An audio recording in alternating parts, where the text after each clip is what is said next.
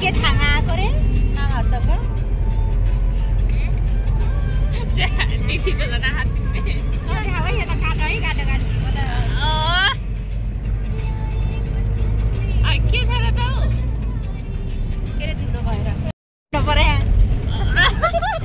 ल उठा के थाहा यस्तो स्टप लेडी लेडी आयो एकछिन ल गाउँको बाटो गाह्रो छ पाइलटको बाटोमा धुलो उडाउँदै हो त जुत्ता ब्याग गरेर हेर न देखाउँदै आऊ डाँडा डाँडा हेलो गाइस हम चाहिँ आज सपना नन्दको घर जाँदै हैन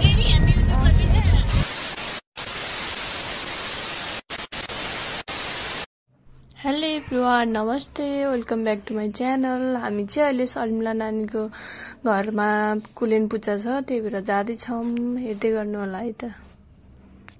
अलि माथि लेकतिर छ फर्स्ट टाइम हो म पनि जान लागेको कस्तो छ अब म हजुरलाई गएपछि देखाउँछु है।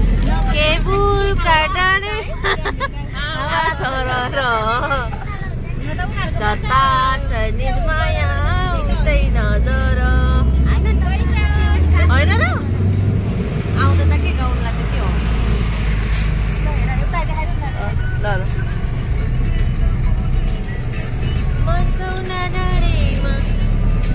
हावाले चाहिँ के हो त रुखले भने अरे यता हेर त सिन्जो यी गर्दा त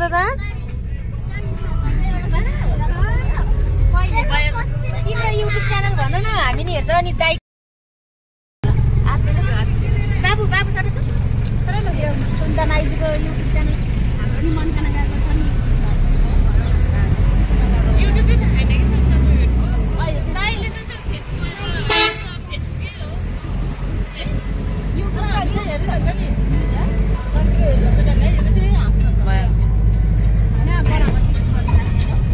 हेलो हाई के भन्छ ब्लगरमा भन्नु पर्यो त्यसै भन्नु पर्यो त हामीलाई थाहा छ। हेलो गाइस हामी चाहिँ आज सपना नन्दको घर जाँदै होइन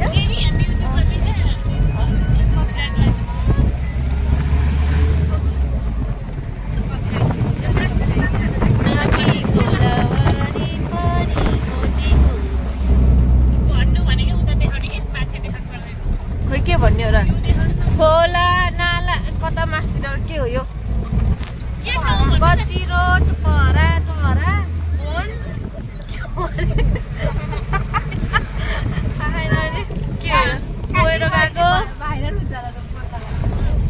कोइरो गएको ठाउँ हेर कस्तो डाँडा पाखामा कस्तो मजाले फलिरहेको छ होइन यहाँ हेर नि भाइ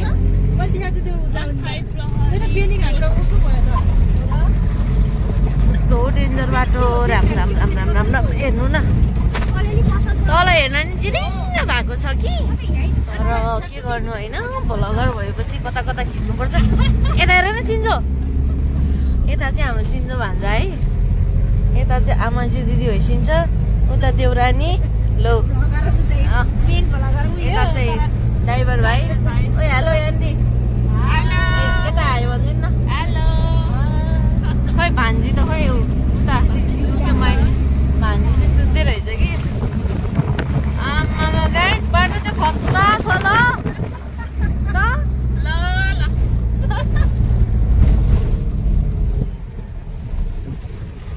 तर जमाना चाहिँ लजाउने जमाना चाहिँ होइन छ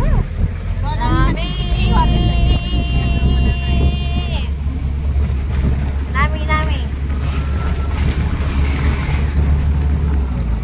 भयो सुन्दा ठक्कर्नु न कुरा गर्नु के छाङा आएको रे नामहरुसँग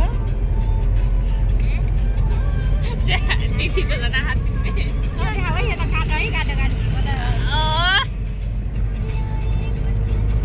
के छ र त के रे धुलो भएर मोदी पुल यता चाहिँ यो बाटो चाहिँ खै कता अब हामी जाँदैछौँ हो यही बाटो लाग्ने यो बाटो चाहिँ हामी शर्मिला नानीको घर जाँदैछौँ। पुलबाट कहाँ पुग्ने अब यहाँबाट अफरोड छ कि यस्तै छ अब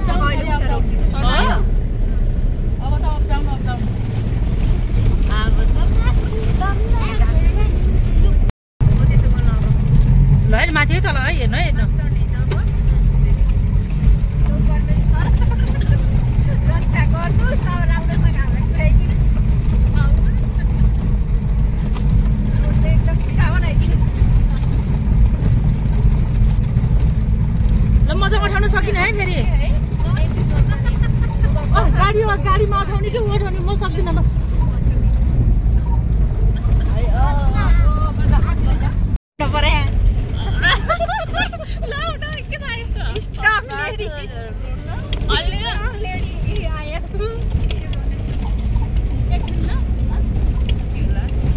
गाउँको बाटो गाह्रो छ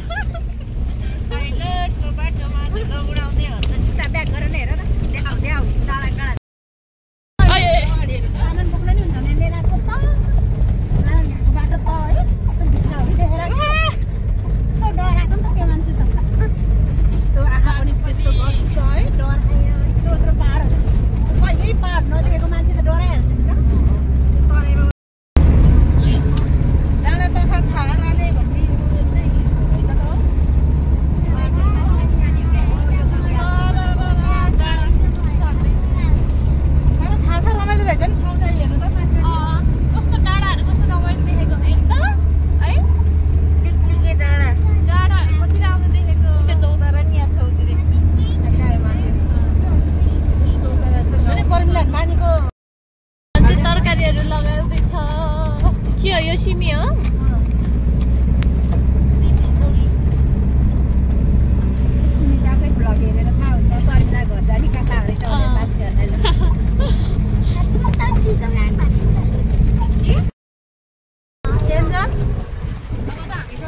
तल जानुपर्छ अरे सलिना नानीको घर चाहिँ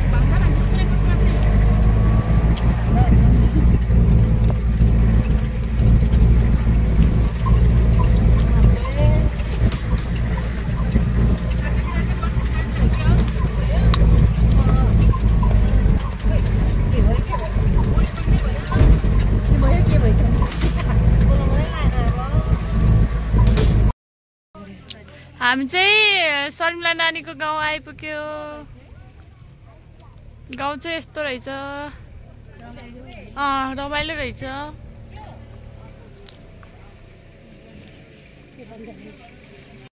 सुन्तला गाउँको कसो घरको भन्दा शर्मिला नानीको हात खुट्टा धुन भनेर गएको त्यही दिदीहरूले त सबै खाएर भ्याइदिनु भएछ हेर के हो पारा त्यस्तो ए हेर्नु त ल झोलाभित्रमा हालिरहेछ अम्मा अहिले यहाँ नि आउनुहुन्छ अरे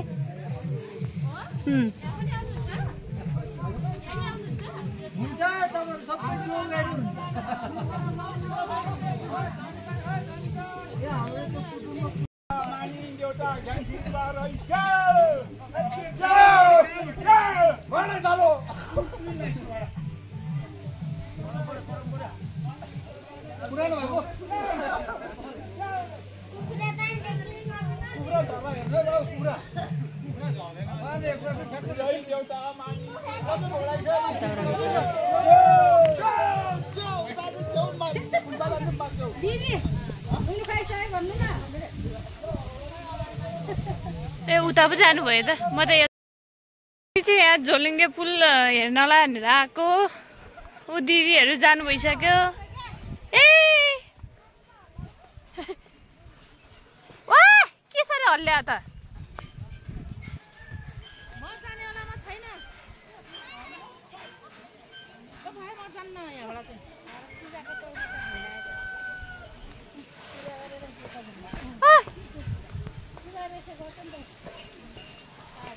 यहाँ मुनि नि सुन्तला रुखहरू रहेछ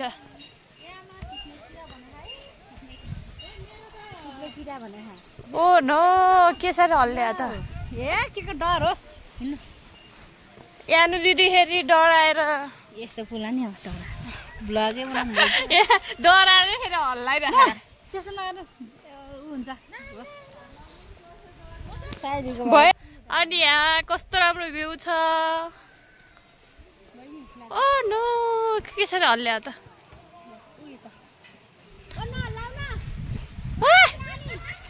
यहाँ सुन्तलाको रुखहरू रहेछ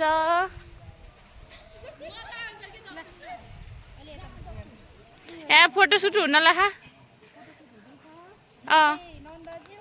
नन्दज्यू र मजुज्यूको फोटोसुट हुँदैछ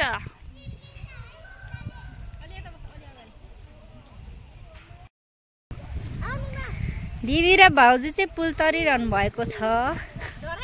डराइ डराइ हेर्नु खुट्टा कामिरहेको। के डराएको नि तलतिर यस्तो छ खोला छ। यो चाहिँ हाम्रो काउले गाउँ इच्छा कामना 2। आज हाम्रो यहाँ कुल पूजा छ होइन। भाउजूहरू चाहिँ यहाँ निम्तो मान्न आउनु भएको प्रसाद खानुलाई। म चाहिँ नन्द म चाहिँ यहाँ भिडियो गरिरहेको छु।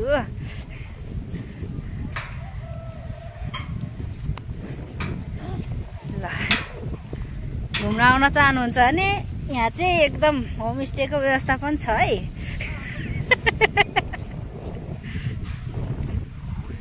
हामी घर फर्क्यो पुलबाट। म अगाडि को नि त अगाडि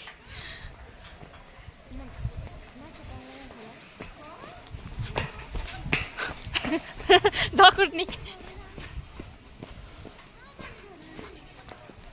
ल छिटाम छिटो छिटो छिटाम छिटो छिटो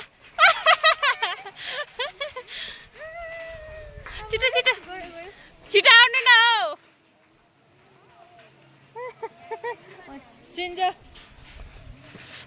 हेर ठुलो माइजू चाहिँ फेरि डराएर नआएको।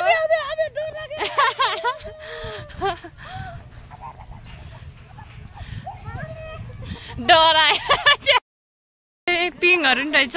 यसो घुम्दै हिँडेको हामी चाहिँ एकछिन गाउँहरू। सुन्तला रुखहरू कति धेरै रहेछ है। सुन्तलाको बगैँचै बगैँचा छ यतातिर चाहिँ।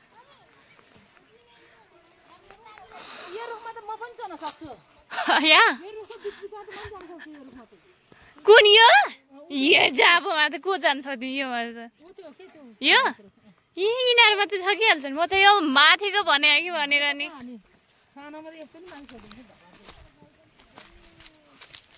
सुन्तलाको रुखै रुख कति धेरै हो। सुन्तला पाकेपछि कति रमाइलो देखिन्छ झन्। चाहिँ नन्दाको घर गाउँको घर कस्तो राम्रो।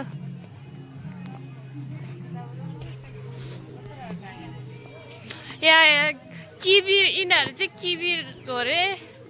अब फल्नलाई सुरु हुन्छ अरे पलाउनलाई। अहिले चाहिँ दाउरा जस्तो देखेँ।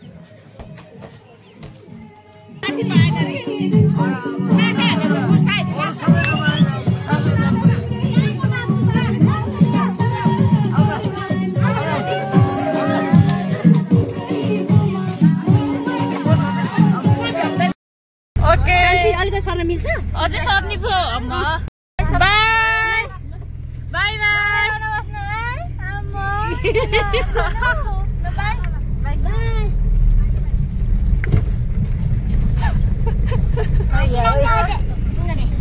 नानी अल्छ र त होइन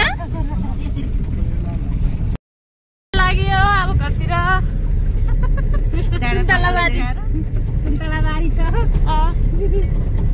नपरेर बिहे गरे भएर मात्रै होला हाम्रो शर्मिलालाई है। भरै नै बनाउँछ। दिदी कस्तो फिल भा? एकदम रमाइलो फिल भा है। अहिले त मासु भात खाएर टन्ट भएको थिएँ। हल्लिँदै हिँड्नलाई मजा भा। फिस्लिङ हुँदाखेरि चाहिँ स्याप्पै हुँदाखेरि पेट त यस्तै त होला। घरकैसित भोक लगाएर खाऊ हुँदैन। अब त खाएको जति खाएर अब घटिजान्छ त।